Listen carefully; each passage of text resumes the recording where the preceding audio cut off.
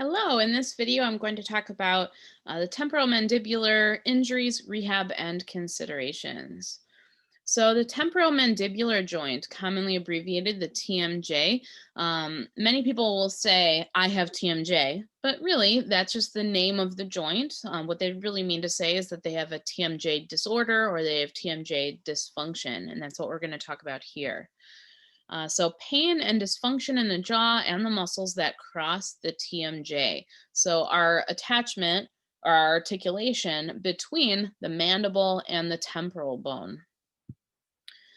Pain may be occasional, temporary, and sometimes cyclical, but may become a long-term problem. So in some people, the pain may come and go depending on the cause and what they're exposed to. Like in some people, it could be a matter of like when they chew gum, it causes TMJ pain. And if they don't chew gum, it doesn't pose a problem. So for some people, it might come and go. It might depend on exposure. Might be cyclical. So it's possible that there's even a hormonal component, which of course we go through hormonal cycles in the body that could affect someone's experience of TMJ pain. But it also can be a very long-term problem where the pain or dysfunction doesn't go away cyclically. So it could be caused initially by a traumatic injury, so like an athletic injury or a car accident or something like that. But it's much more common that TMJ dysfunctions happen gradually with no obvious cause. So it's way more common that it just kind of builds over time until someone is in pain. All right, so signs and symptoms. It can include radiating face, jaw, or neck pain. So it can really radiate anywhere in the front of the face. Sometimes someone might just have ear pain, and it turns out it's radiating from the TMJ. Um, so kind of anywhere in that whole segment there, there could be pain. Can cause stiffness of jaw muscles, jaw locking, limited jaw range of motion, can cause painful clicking, popping, or grating when elevating or depressing the mandible. So elevation, depression, opening and closing the mouth. Now, the key there is painful because if it doesn't hurt and there are no other symptoms, then we wouldn't call that dysfunction. So a change in how the upper and lower teeth fit together. So if normally your front teeth can touch and then all of a sudden, maybe you're having some pain, maybe there's some popping or clicking and now your front teeth don't touch anymore, that's symptomatic of a joint misalignment or jaw misalignment. And I want to point out sounds alone do not indicate disorder if there's no pain or other symptoms. Okay, so just because there's a little bit of a clicking or popping sound when you open and close your mouth, if there are no other symptoms and no pain, then we wouldn't call that TMJ dysfunction, and it's okay.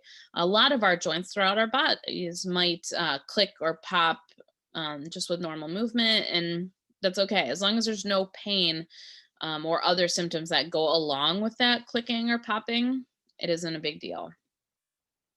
All right, so there's three categories of TMJ disorders based on what is causing the problem. So the first, and I would argue the most common, is myofascial pain or discomfort in the muscles or fascia of the TMJ.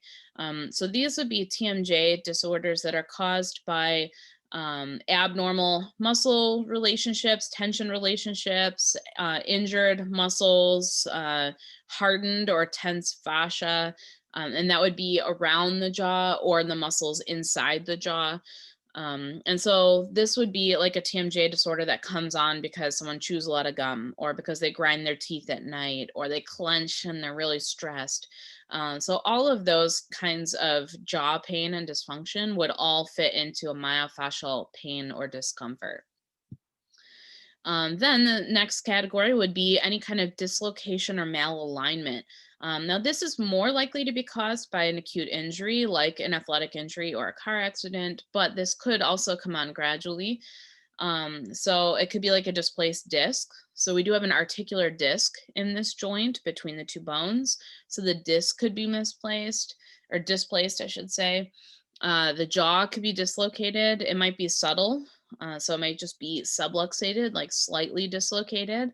So it could be subtle and you may not realize, but it would cause a misalignment of the teeth. So that would be how that person would probably notice. Or it could be an injury to the condyle, so the mandibular condyle that's forming that articulation. And then the third category would be any kind of arthritis. So there are many different types of arthritis and causes of arthritis.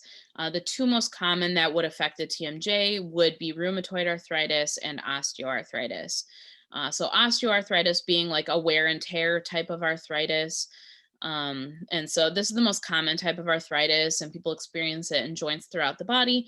It's wear and tear on the joint, maybe with abnormal forces, but over time we might break down a joint and cause degeneration. That would be osteoarthritis. Rheumatoid arthritis is an autoimmune type of arthritis that affects different joints of the body. Rheumatoid tends to affect the same sort of pattern of joints in most people. Now, with that said, some people might experience rheumatoid arthritis only in the knees or only in the hands, and others might experience it in dozens of joints throughout the body. But what I mean is that when someone has rheumatoid arthritis, um, there tends to be certain joints that are not really affected by rheumatoid and other joints that are more commonly affected by rheumatoid.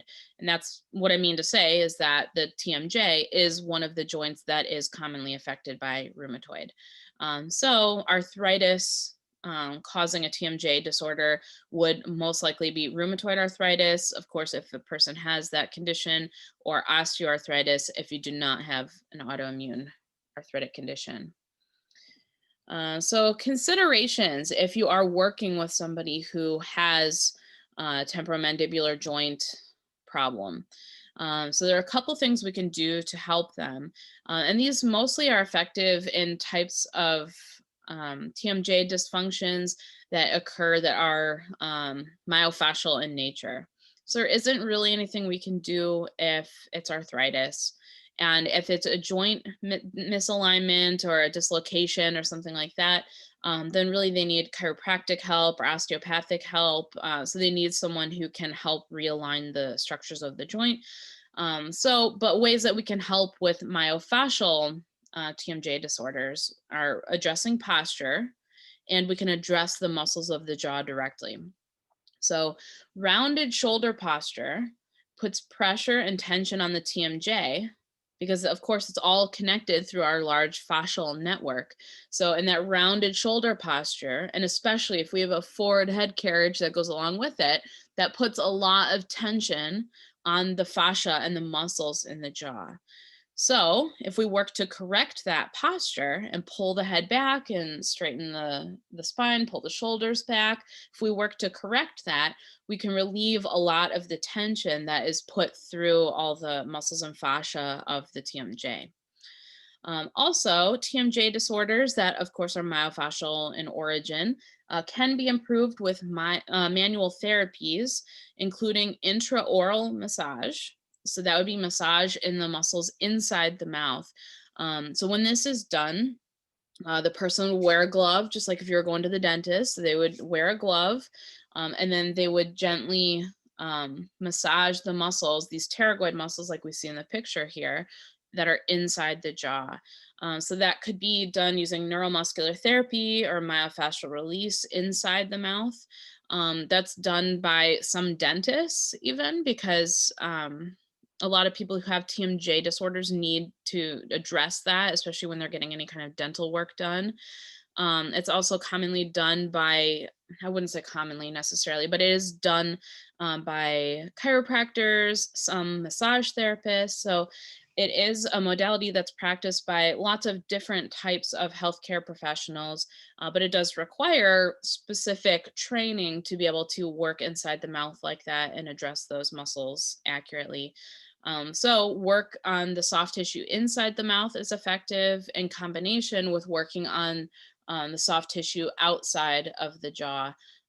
So these other outside muscles, like we see in the picture in the top there, those can be addressed superficially in combination with addressing the muscles inside the mouth.